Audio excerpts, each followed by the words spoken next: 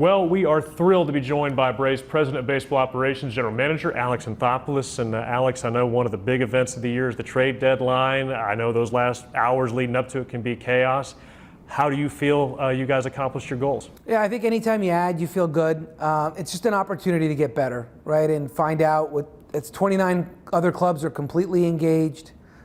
Everyone's looking to do things, and you know, it's you're looking to do whatever you can to make the organization better. But of course, you're managing short and long term. You're going to have to give to get, and you're normally, when you're contending like we are, you're going to give up pieces that are long term for short term, and you're trying to find the sweet spot where you're keeping the ones you feel like will continue to be core players, like the Baldwins and the Harrises, and not to say you're moving other guys but you're moving other players that may not have the same fit and same impact.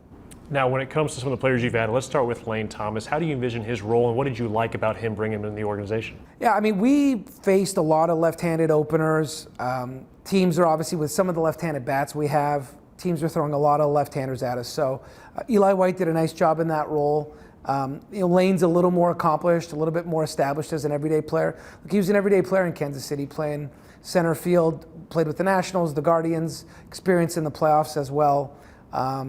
And look, the big thing too is, on paper, someone can look like a great fit, but will they accept the role? You know, when you want to win in the postseason and get to where you want to get to, everyone has to sacrifice in some capacity, roles and so on. So Lane's going from an everyday player to a part-time player with us, and he knows that.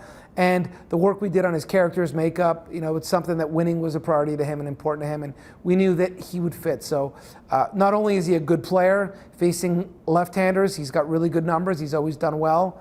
Should someone get injured, he could be an everyday player. He can play all three outfield spots. So you're also trying to ensure for depth, because you know in August and September and even October, guys are going to get hurt and they're going to miss time. So if you can have someone who is capable and certainly worthy of being an everyday player that can maybe be in a part-time role, that just means your roster's stronger.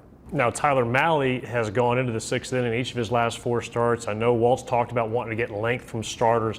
How big of a factor was that trait when you guys wanted to acquire him? Yeah, and I know, look, he got off to a slow start. He's had a really good year for the Rangers last year. We actually talked to him when he was a free agent a few years ago when he signed with the Rangers. He had some good years with the Reds as well. Like you said, strike thrower, can go deep in a game. Since he's come back from the IL with a hamstring, he's throwing the ball a lot better. His velocity is up from the start of the year. His numbers against right-handers, we think there's room for improvement there. We think he's going to get better, and we think he's throwing the ball much better since the end of June. And sometimes on the surface, you look at some of these performances, and you think, well, that's who they're going to be going forward. But at this time of year, you're looking for upside. Slivers, indicators, guys that are doing well, guys that might turn the corner. We're going to ultimately find out over the next 2 months, but he's someone that we're excited to add. And you've seen players like that in the past you've brought in. Going back to Kevin Gossman, had a tremendous couple months for you guys after acquiring him. You go to Eddie Rosario, obviously Jock Peterson, Jorge Soler, even as recently as Tyler Kinley and Pierce Johnson. And speaking of the bullpen, what did you like about Brent Suter? Did you see some upside there? Yeah, so he's, look, it's unbelievable. We're sitting here, we're through the first 4 months of the season. He's already thrown 63 innings out of the bullpen. He's done some openers and so on, but can take the ball every day. You look at his game logs, can pitch 1 inning, the next day he'll pitch 2, throws a ton of strikes, which is invaluable in that type of role, available daily. Tremendous in the clubhouse as well, which is part of it. Now, we like his ability first and foremost, but one of the best clubhouse guys you'll ever find. You guys know that that's certainly a priority for us, having a good mix, a good group. I can't tell you the number of texts I got after we acquired him. Guys like Travis d'Arnaud, other GMs, other people that have been around him. Walt sent me some texts that he got as well. This guy is beloved across the game. And I think those things, they're hard to quantify, but bringing a team together, bringing a room together, and also filling a role that's not that easy. To come in and throw bulk innings, to cover, to throw strikes, to go about it. It's not a flashy 100-mile-an-hour closer, but it's a really valuable piece to a winning team. And speaking of some of that flashy stuff, can you give us insight into Robert Suarez? Obviously, he was such a key ingredient for you those first few months before going down with the elbow. How confident do you feel he'll have a chance to make an impact come September in the postseason? Yeah, he's doing better. He's not all the way pain-free, but he's close. And he said, you know, I saw him earlier today, and we just said, let's make sure everything's gone. So I think, you ask him, he'd say he could probably get going and get started, but we know that once we get started, there's no turning back, and he's going to pitch 3 out of 4, going to be available. So we've had a strong bullpen. We've maintained a strong bullpen. He's such a key player for us that we're just going to make sure to get him right. But I even seen him today. He's getting better every day. He's getting close. Significant improvement. We just want to make sure we get this done right. If we accelerate it a little bit, we run the risk of having a setback and then we lose him. So he's moving in the right direction. He's getting very, very close to getting started. But we want to make sure that we get the job done.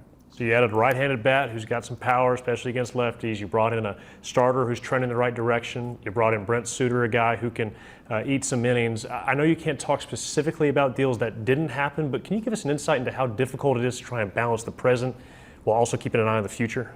It's always tough. And in the moment, you want to just say yes, right? So it's interesting. I was down in the clubhouse over the weekend and just walking through the lounge, and some of the players were sitting there, and Drake Baldwin staring at me, smiling. And I said, all right, go ahead. I know you want to ask. He knows trade deadline. Big smile. I said, go ahead and ask. He said, well, he's at Scuba, had just gotten traded, right? So he's asking me about it and so on. And I said, I gave him an example of, I said, you know what?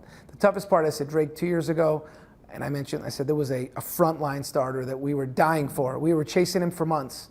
Well before the trade deadline, we were working all summer on it. And I said, the only hang-up was you would have had to be in the deal. And I said, I tried every combination without you in it. But, in credit to that club, they were not doing a deal. I had to add to you, but they weren't doing a deal without you. And I said, that's the hardest part about it. But in the moment, you were in the minors. That would have really helped that club that year, a few years ago. And I don't know what we would have done. And that's the one where you really have a hard time with balancing the short and the long term. So you have to do what you feel is right. You can say, I'm not worried about it, but you're trying to win a World Series each year, but the key is each year, putting yourself in a position. So you're going to thread the needle. And look, I will say this, for certain players, you're going to open it up and make everybody available, And then for some other players, you might take one guy off the table, maybe 2 guys off the table. But elite difference-making guys, you're pretty much going to make all of them available. It doesn't guarantee you're going to get a deal done, though. Well, I think I speak for all of Braves country. I'd shudder at the thought of Drake Baldwin not wearing a Braves uniform. Right. So happy to have him. And I know here. people say flags fly forever and rings, it's you don't know, you can't guarantee those things, but that's and I remember Harris was the same way when he was in Rome. There was a deal that was really compelling, and he's an A-ball. And you're thinking, wow, this guy's an A-ball. He's not going to be here for 2 or 3 years now. Little do we know, the next year he was up. So, but those are the things you try to balance, and it's tough because, on the one hand, you owe it to the fan base, the ownership group, the players in that clubhouse to give that current roster, but you're also responsible for doing what's right for the organization, short and long term. Well, Alex, congrats on getting through another trade deadline. Now the fun part starts, Thank you very much. the stretch we're on, and we look forward to watching every game. Excited to do it. Appreciate it. Thanks, Alex. Thank you.